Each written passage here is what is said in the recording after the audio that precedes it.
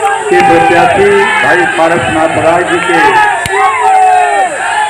समर्थन में आयोजित जनसभा की अध्यक्षता करते हुए सम्मानित अध्यक्ष महोदय, संचालक महोदय, मंच पे विराजमान जखनिया के लोकप्रिय विधायक माननीय बेनीराम जी, गाजीपुर लोकसभा से प्रत्याशी भाई पारसनाथ राय जी और मंच पे विराजमान एनडीए गठबंधन के नेतागण, सामने फैसला देने वाले जज मालिकों, पत्रकार भाइयों, सुरक्षा में लगे सुरक्षा कर्मचारी अधिकारीगण। दोस्तों, यहाँ हम लोग एक निवेदन अपील करने आए। यहाँ भाई पारसनाथ राय जी चुनाव लड़ रहे हैं। ये कितना जने के पता बात है, हाथ उठावा, पता बा ना? तो चुनाव चिन्ह पे जानकारी होगा हुई, एक पता हो, हाथ उठाओ, दोनों हाथ उठाओ, पता बा ना? भैया का निशान कमल का फूल बा। देखा, हम लोग ईमानदार है, गरीब जरूर है, कमजोर जरूर है, लेकिन भारतीय समाज पार्टी ईमानदारी से पूरे उत्तर प्रदेश ही नहीं पूरे देश में निष्ठा ईमानदारी के साथ भारतीय समाज पार्टी एनडीए गठबंधन, चाहे वो भारतीय जनता पार्टी का प्रत्याशी हो, चाहे वो अपना दल का हो, चाहे निषाद पार्टी का हो, चाहे राष्ट्रीय लोक दल का रहा हो, भारतीय समाज पार्टी का एक एक सिपाही ईमानदारी के साथ वोट देने का काम करता है। इस नाते आपसे कह रहा हूं कि जो देश के प्रधानमंत्री जी ने विश्वास किया, जो देश के प्रधानमंत्री जी ने विश्वास किया और आपकी ताकत को पहचाना, और सूबे के मुख्यमंत्री योगी आदित्यनाथ जी ने आपकी ताकत को पहचाना, और देश के गृह मंत्री माननीय अमित शाह जी ने आपकी ताकत को जाना।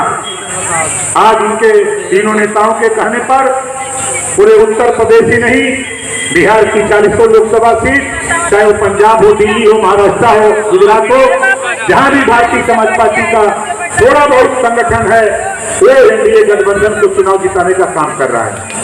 ये हम लोग ईमानदार लोग हैं, हम लोग ईमानदारी का परिचय दे रहे हैं कि गठबंधन धर्म कैसे निभाया जाता है, कैसे गठबंधन धर्म निभाया जाता है, ये भारतीय समाज पार्टी के लोग जानते हैं। इस नाते साथियों, हम आपसे कहना चाहूंगा, यहाँ हमारे प्रत्याशी भाई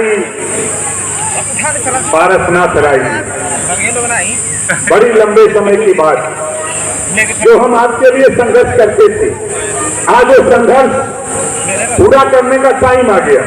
जिम्मेदारी मिली है, पंचायती राज विभाग मिला, अल्पसंख्यक कल्याण वक्फ और हज विभाग मिला। हमारे भाई उत्तर प्रदेश सरकार में राज्य मंत्री जो हम दोनों लोग मिलकर के अल्पसंख्यक कल्याण वक्फ बोर्ड और हज विभाग का काम देखते हैं। हम दोनों लोग मिलकर और मुख्यमंत्री योगी आदित्यनाथ जी जो कारवां, जो आंदोलन, जो कानून हमारे देश के प्रधानमंत्री जी ने बनाया आपके लिए, यहाँ जितने लोग हो आप बताओ, कितने लोग बिजली के बिल से परेशान हो, जरा हाथ उठाओ। सब लोग परेशान। मोदी जी की योजना है, उसको पालन करना आपका सहयोग, हम जिम्मेदारी लिए, हमको जिम्मेदारी मिली है। हम चाहते हैं कि आने वाले 3 साल के अंदर आपको बिजली का बिल देना न पड़े, आपका 3 साल के अंदर बिजली का बिल देना न पड़े। ये काम हमको सौंपा गया है। वो काम कैसा है? आपके छत पर सोलर पैनल लगाने की जिम्मेदारी 75% सब्सिडी पर, 75% सब्सिडी, अगर 75% सब्सिडी पर हम लोग आपके छत पर सोलर पैनल लगाकर आपको बिजली फ्री देने का काम करने जा रहे हैं। आप बताओ सही है कि गलत है? कितना जने की सही है? सबके सही है। और दूसरा काम का कोई सुना? नारा कम लगावा, सुनने की कोशिश करा। दूसरा काम का जो हम लोग लड़ाई महिलाओं को 50% आरक्षण के लिए लड़ रहे थे, आज हमारे देश के प्रधानमंत्री माननीय नरेंद्र मोदी जी ने 37% आरक्षण महिलाओं के लिए लोकसभा और राज्यसभा से पास कर दिया। अब 2024 के बाद एक कानून बनने जा रहा है कि अब हमारी माताएं बहनें 100 एमएलए में 33 एमएलए चुन करके लखनऊ जाएंगी। 100 सांसद का चुनाव होगा, 100 में 333 जीत करके दिल्ली की पंचायत में जाएंगी। अब हमारी माताएं बहनें अपनी लड़ाई खुद लड़ेंगी। ये योजना, ये काम अगर कोई देश ने किया तो माननीय नरेंद्र मोदी जी ने किया। तीसरा काम क्या होने जा रहा है? 24 के बाद 3 करोड़ महिलाओं को लखपति दीदी बनाने की योजना 24 के बाद। मोदी जी की सोच है, अमित शाह जी की सोच है, नड्डा जी की सोच है, योगी जी की सोच है कि 24 के बाद हम लोग मिलकर के 3 करोड़ महिलाओं को लखपति दीदी बनाने का योजना हम आपको बिजनेस देकर, काम देकर के लाखों रुपया कमाने का मौका देंगे। लाखों रुपया कमाकर आप अपने परिवार को खुशहाली की तरफ ले जाओ। अगर ये योजना किसी के पास है तो माननीय नरेंद्र मोदी और योगी जी के पास है। इस नाते हम आपके बीच में आया हूं और पंचायती राज विभाग मिला।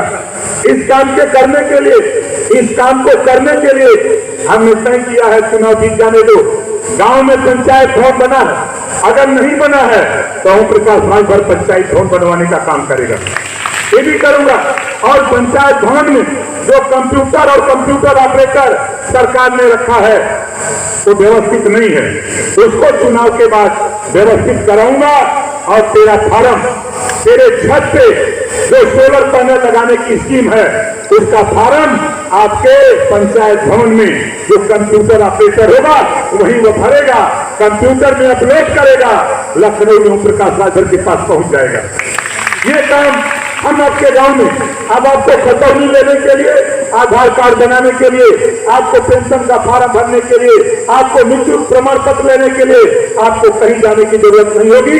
आपके पंचायत भवन में जो आपका कंप्यूटर ऑपरेटर होगा वही वो फार्म भरेगा और वही भर करके आपको देने का काम करेगा।